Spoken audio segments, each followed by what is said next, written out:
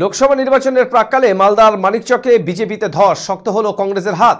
BJP সংখ্যালঘু সেলের নেতা বিজেপি ছেড়ে যোগ দিলেন কংগ্রেসে। সংখ্যালঘু ভোটের ক্ষেত্রে কিছুটা হলেও ধস বিজেপিতে। এছাড়াও প্রায় শতাধিক বিজেপি ও তৃণমূল কর্মী কংগ্রেসে যোগদান করেন বলে দাবি মানিকচক কংগ্রেস নেতৃত্বের। মানিকচক ব্লক কংগ্রেস কার্যালয়ে এদিনেই যোগদান হয়।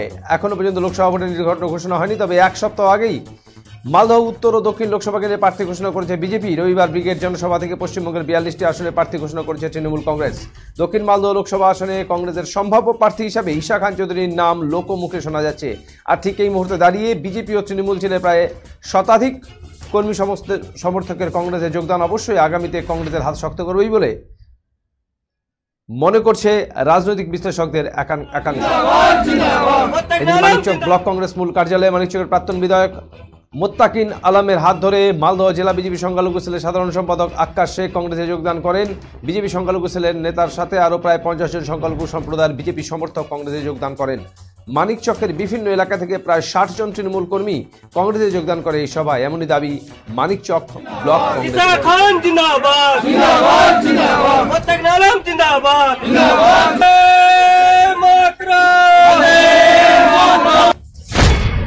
আমি বিজেপিতে ছিলাম। আচ্ছা, বিজেপির মালদা জেলা সংখ্যালঘু সেলের সেক্রেটারি পদেও ছিলাম। আচ্ছা, বিজেপি থেকে আমি কংগ্রেসে আসি। কেন এই ভোটের মুখে দল পরিবর্তন কেন করলেন?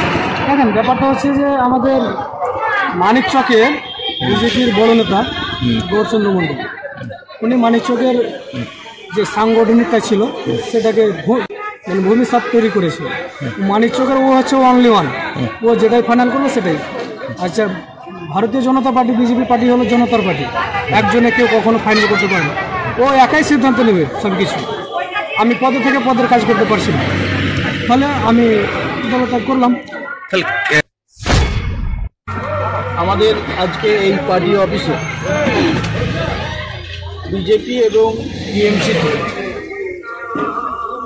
অনেক মহিলারাও আছেন, প্রায় 100 জন কর্মী তারা জাতীয় কংগ্রেসে যোগদান করলেন। আমরা মানিকচক কংগ্রেসের পক্ষ থেকে এবং জেলা কংগ্রেসের পক্ষ থেকে তাদের পতাকা তুলে দিলাম। তাহলে দেশের যে কারাপশনটা হচ্ছে, দেশের যে গরিব মানুষের টাকা লুট হচ্ছে, সাধারণ মানুষের টাকা লুট হচ্ছে, ঈশা খানের মতো প্রার্থী যদি হয় তাহলে এই গরিব মানুষ, খেটে খাওয়া মানুষের টাকা লুট হবে না। এরাই মানুষের সেবা করবে, এরাই মানুষের কাজ করবে। তাই ঈশা খান চৌধুরী এই দক্ষিণ মালদা কেন্দ্রে প্রচুর ভোটে জিতবে।